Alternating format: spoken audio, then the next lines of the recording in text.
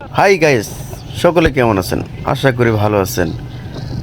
তো আমরা নাকুরগাঁও থেকে তো মধুটিলা রাস্তায় যাইতেছি, তারপরে যাব গজনি, তারপর যাব নলচাপড়া।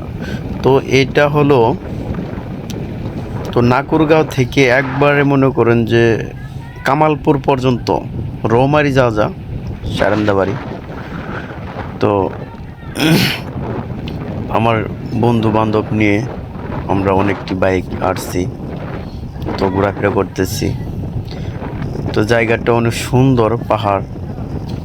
এটা কিন্তু বোরপুর পাহাড়, পাহাড়ের ভিতরে দিয়ে কিন্তু আমরা যাইতেছি, ঠিক আছে।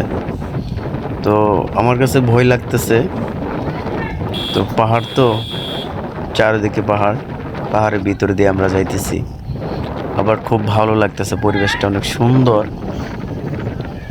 তো আসবেন, ভালো ভালো ভিডিও করবেন, তো খুব ভালো লাগবে, আসলে মনটা ফ্রেশ থাকবে।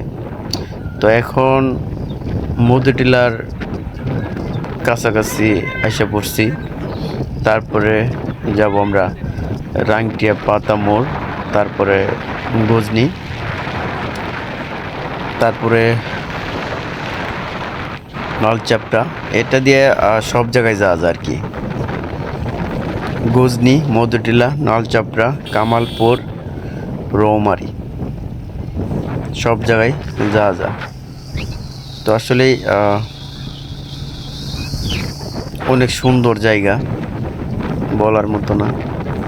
তো আসবেন, দেখে যাবেন পাহাড়টা।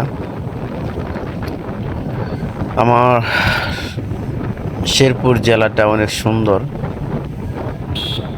তো শেরপুর জেলার সন্তান আমি, সকলেই সাপোর্ট করবেন, একটু পাশে থাকবেন। আর